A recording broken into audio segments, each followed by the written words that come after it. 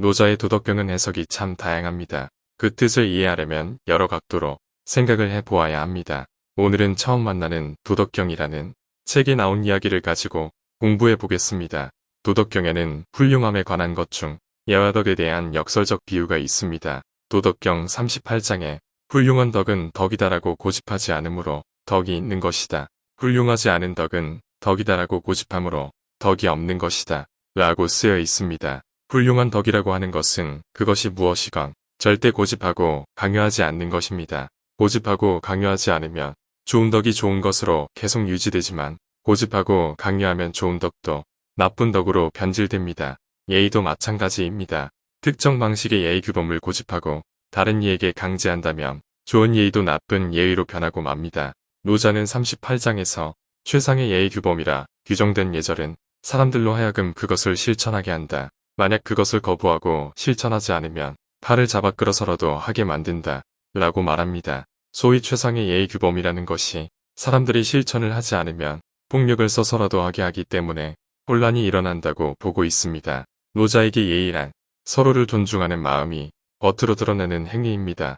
사람이 사람을 존중할 때 따라서 본인의 의사에 상관없이 신분에 따라 사람을 나누고 다른 사람을 도구로 사용하는 것이 제도로 인정되는 나라는 예의가 없는 것입니다. 노자가 말하는 인의와 자연은 행위의 주체가 사람이냐 아니냐로 나누어지는 것이 아닙니다. 노자가 인의와 자연을 구분한 기준은 바로 집착과 강제입니다. 특정한 것을 고집하고 그것에 집착하면서 다른 이에게도 강제하면 그것이 인의이고 상황에 따라 유연하고 융통성 있게 자유로이 살아가면 그것이 자연인 것입니다. 자연이란 단어를 다른 말로 바꾼다면 바로 자유가 될 것입니다. 자유로운 삶은 제한과 구속 없이 자신의 가치와 관심사에 따라 선택하고 행동할 수 있는 상태를 의미합니다. 따라서 자유롭기 위해서는 유연함이 있어야 합니다. 유연함은 자유로움을 만들며 다양한 이점이 있습니다. 첫째, 유연한 삶은 선택의 자유를 가져다 줍니다. 우리는 삶에서 다양한 선택을 해야 합니다. 일, 교육, 가족, 취미 등 다양한 영역에서 우리는 선택을 해야 하지만 제한적인 사회적 압력이나 규칙에 의해 구속되기도 합니다. 그러나 유연한 삶은 이러한 구속에서 벗어나 자유롭게 선택할 수 있는 기회를 제공합니다. 우리는 자신의 가치와 욕망에 따라 진로를 선택하고 자유롭게 관계를 형성하며 원하는 삶의 방식을 선택할 수 있습니다. 둘째, 유연한 삶은 자기결정권을 강화시킵니다. 자유로운 삶은 자기결정권을 향상시키고 개인의 의지에 따라 행동할 수 있는 기회를 제공합니다. 우리는 자신의 꿈과 목표에 따라 삶을 설계하고 자신만의 가치관과 신념을 따를 수 있습니다. 다른 사람들이나 사회의 기준에 따라 삶을 살지 않고 자기 자신을 중심으로 존중하고 인정받으며 행동할 수 있는 자유를 누릴 수 있습니다. 셋째, 유연한 삶은 변화에 적응할 수 있는 능력을 강화시킵니다. 현대사회는 불확실성과 변화가 빠르게 진행됩니다. 그에 따라 우리는 새로운 상황에 적응하고 대응할 수 있는 능력을 가져야 합니다. 유연한 삶은 이러한 능력을 키우는 데 도움을 주며 우리가 변화와 도전을 받아들이고 적극적으로 대처할 수 있는 자유를 제공합니다. 넷째, 유연한 삶은 창의성과 혁신을 촉진시킵니다. 구속과 제한에서 벗어난 자유로운 삶은 우리에게 새로운 아이디어와 관점을 탐구하고 실험할 수 있는 공간을 제공합니다. 우리는 자유롭게 사고하고 창의적인 해결책을 찾아내며 새로운 분야에 도전하고 혁신적인 방식으로 문제를 해결할 수 있습니다. 이는 우리 개인의 성장뿐만 아니라 사회와 인류의 진보에도 기여할 수 있습니다. 다섯째, 유연한 삶은 다양성과 포용을 촉진합니다. 우리는 각기 다른 가치, 문화 관습을 가진 사람들과 상호작용하며 서로를 이해하고 존중하는 자유를 누릴 수 있습니다. 이는 우리가 더욱 풍부한 인간관계를 형성하고 팀워크를 발전시키는 데 도움이 됩니다. 우리는 서로를 이해하고 함께 협력하여 더 큰 성과를 이룰 수 있으며 평화로운 사회를 구축할 수 있습니다.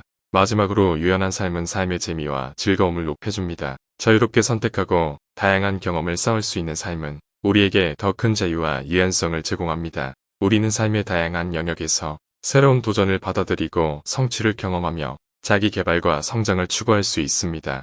이러한 과정에서 우리는 더욱 풍요로운 삶을 살며 즐거움과 만족감을 느낄 수 있습니다. 노자가 가장 중시했고 또 강조했던 것은 바로 자유로운 삶인 것입니다. 강제되지 않은 채 자신이 원하는 대로 살아가는 삶이 자유로운 삶입니다. 삶의 무게에 눌려 그저 사라지는 것이 아니라 스스로 자기 삶의 주인이 되어 자유로이 살아가는 삶이 참된 삶입니다. 유연한 것이 강한 것이다. 부드러움이 강함을 이긴다는 말이 있습니다. 냉정하게 말해서 우리 주변에서 부드러움이 강함을 이기는 경우를 거의 본 적이 없을 것입니다. 그렇다면 노자는 어떤 의미로 말했을까요? 노자의 도덕경 36장에 부드럽고 약한 것이 굳세고 강한 것을 이긴다 라고 말했고, 도덕경 43장에 세상에서 가장 부드러운 것이 세상에서 가장 견고한 것을 부린다 라고 말했으며, 도덕경 78장에 세상에서 물보다 부드럽고 약한 것은 없다. 그러나 딱딱하고 강한 것을 이기는데 물보다 더 뛰어난 것은 없다 라고 말했습니다. 노자는 일관되게 부드러운 것이 강한 것을 이긴다고 말하고 있습니다. 그럼 여기서 부드러운 것은 무엇을 말하는 것인가라는 의문이 듭니다. 노자가 여기에서 부드럽고 약한 것은 물리적인 힘이 없는 것이란 의미가 아닙니다. 강한 것 역시 물리적인 힘이 강하다는 뜻이 아닙니다. 부드럽고 약한 것이라고 하는 것은 특정한 생각이나 행동을 고집하지 않고 상황에 맞게 유연하게 대처하는 것을 표현한 것이고, 강한 것은 특정한 것에 대한 융통성 없는 고집 또는 집착을 표현한 것입니다. 기업을 예로 들어보겠습니다.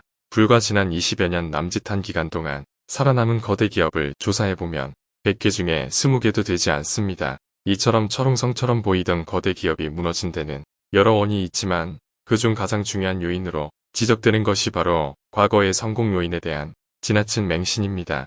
사업 환경이 바뀌면 성공 요인도 달라지므로 상황 변화에 맞는 끊임없는 혁신이 필수적인데, 한때 해당 기업을 성공적으로 이끌었던 과거의 방법에 집착함으로써 시대 변화에 적응하지 못하고 결국 사라져버리고 마는 것입니다. 반대로 장수 기업들은 외부 환경 변화를 주도적으로 선도하거나 발빠르고 적극적으로 대처하여 오랜 세월 굳건하게 유지되고 있습니다. 기업뿐만 아니라 개인에 있어서도 마찬가지입니다. 끊임없이 자기 혁신을 시도하는 각 분야의 프로페셔널들은 장수하지만 특정 기술이나 이미지에 안주하면 반짝 스타로 단명하는 것입니다.